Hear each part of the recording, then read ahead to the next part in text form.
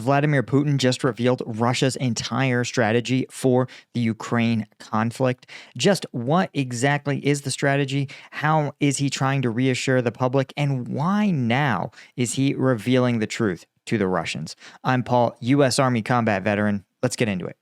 Okay, so this actually shocked me because you might remember yesterday we talked how Putin appeared to have made an accidental slip-up revealing some key statistics about Russian losses in the Ukraine conflict. But maybe that wasn't a slip-up. Maybe that was a real policy shift for the Kremlin, trying to cover or indicate more truthfully to the Russian public what is going on.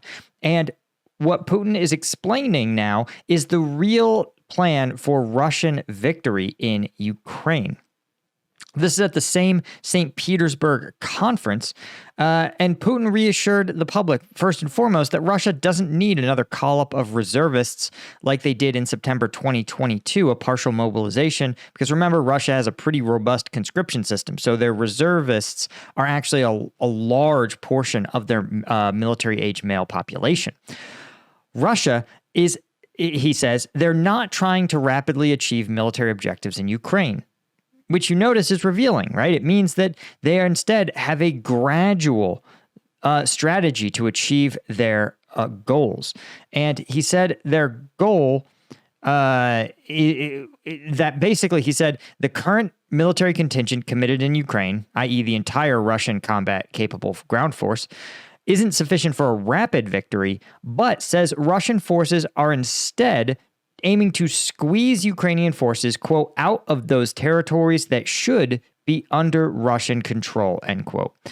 This is really interesting because when we ask what are those territories, some reporting earlier had indicated that it is basically the administrative borders of the Zaporizhzhia Oblast, the Donetsk Oblast, and the Luhansk Oblast, which are interesting for a number of reasons. Let's see if I can find the maps here. Let's see if we can find Luhansk Oblast. So you can see here, Luhansk Oblast actually is fairly well delineated. You can see that Svetova, Severodonetsk, Luhansk, but what's fascinating, right? Kramatorsk, you could see that in some ways they control more than that standard, the Luhansk territories, right? When you switch it up with Donetsk Oblast, right? You can see that Donetsk Oblast, including Kramatorsk, Donetsk, all the way down to Mariupol. And then you look at Zaporizhzhia Oblast, right? And you can see that this is probably where Russian forces have the most work to do. And it's unlikely, I think, they even aspire to control Kherson Oblast. I think they find this Dnipro River to be just too good of a natural barrier. So I hypothesize that that is the Russian, what Putin refers to. Now, you might remember we talk a lot about his kind of Ruski Mir vision of restoring the Russian Empire to its historic lands, i.e. its domination of its neighbors and neighboring populations. But I think Putin is now finally trying to scale his ambitions to reality. And I think that is his ambitions, right? He wants to reach those borders, declare the republics a part of Russia, or whatever legal fiction he chooses to come up with. And then is simply declare victory, even if it's one-sided, right? Sort of like where Putin says, listen, we're done the war here. We're digging in. We're going to build a very robust defensive structure. And that is that. I think that's actually the plan, right? And Putin has also dropped that the current mobilization efforts are sufficient for this approach and that Russia has brought in, he said, 160,000 new personnel so far in 2024, right? We're about 6 months in. So that puts it right around 25,000 new personnel every single month, which is interesting because that's about what the Ukrainians are killing off every month. But Russia has still made gradual gains. Again, some of them are tactically significant. A lot of them are tactically insignificant. This advance, for example, in the last 24 hours in Chasiv Yar is significant, right? When Russian forces dig into an urban area, they can move house to house. And that's what they've been doing in Chasiv Yar. So they're now on the outskirts of the town. So it seems fairly likely, based on kind of Russian tactical successes, that they're going to creep their way through the entirety of Chasiv Yar, as Russians are apt to do.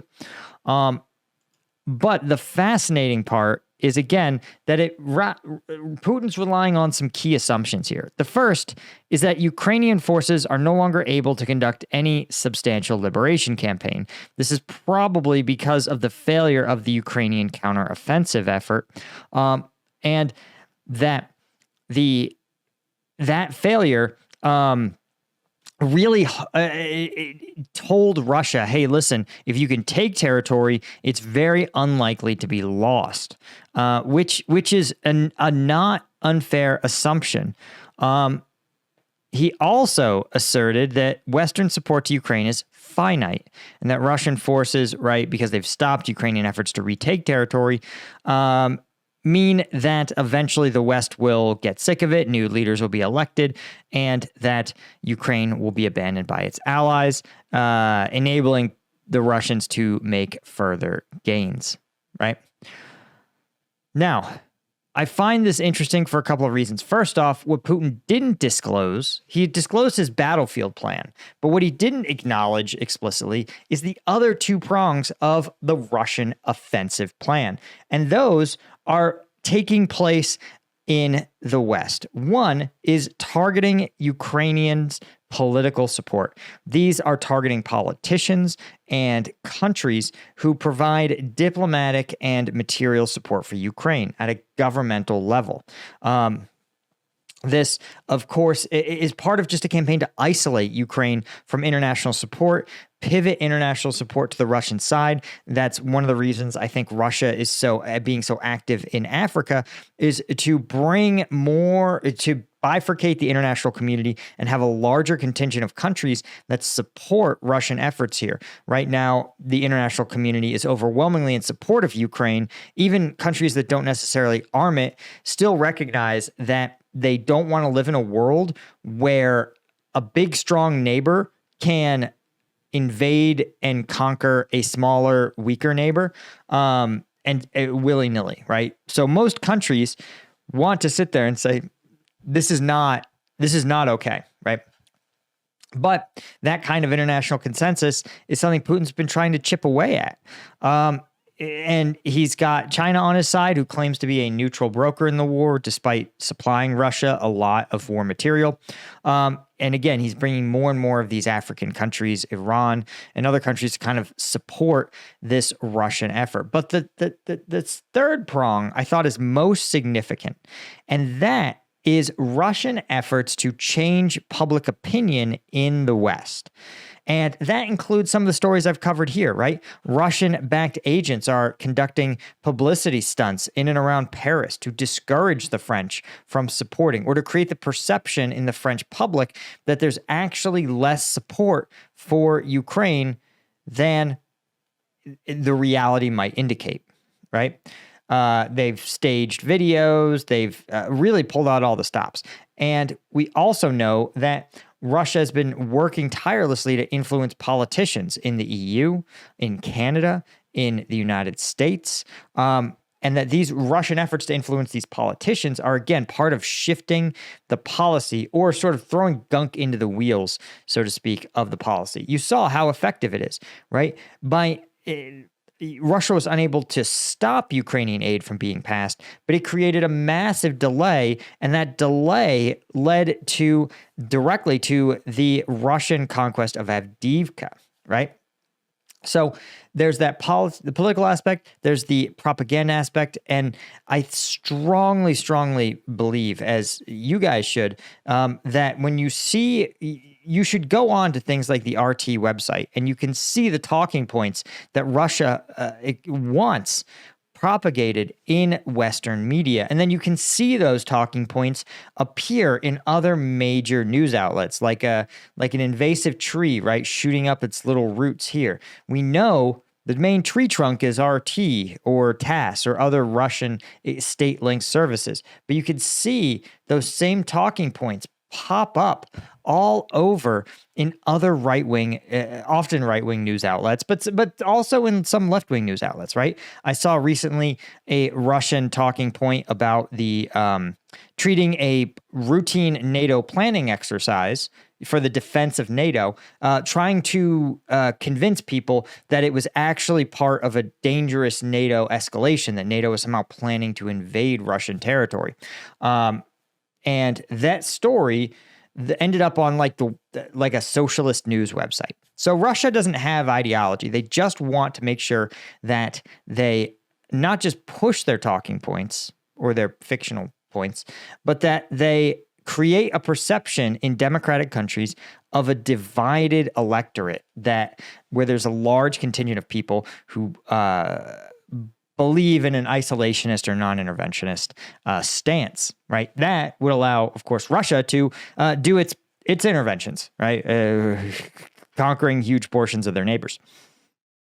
So that is part of the Russian strategy. You might consider the fourth prong to be the pivoting of the Russian defense industrial base to win the logistics war, something that they have is their really competitive advantage. They can just generate manpower and they can generate material at a rate that the West simply cannot. The West just kind of boxed itself into a situation where they can make very sophisticated weapon systems, but they cannot replace them in any kind of meaningful way. Not in any kind of timeline that matters for conflict. Anyway, guys, that's all. The one thing I want to talk about, if you feel like you need to get your own efforts maxed out, you want to check out some Strike Gum, right? You don't need to revamp your entire economy to a war footing. Strike Gum is, of course, made in the USA, veteran-owned, but by this veteran. But it's made by the guys at Liquid Core down in Denver, or manufactured by them. It's zero sugar, 90 milligrams of caffeine in every piece, 100 milligrams alpha GPC. It's the superior energy drink alternative, right?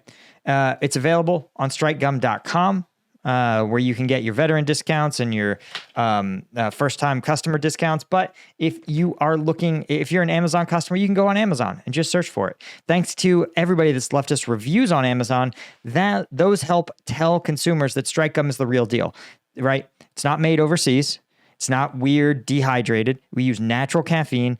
We really went above and beyond to put high quality ingredients in this, even if it costs us a little more money. That's okay. All right. So check it out, strikegum.com or Amazon. And a huge thank you to our Colonel tier members. Huge thank you to our Lieutenant tier members. Could not do these things without you guys. Appreciate you so much. Be sure to subscribe. See ya. Cheers.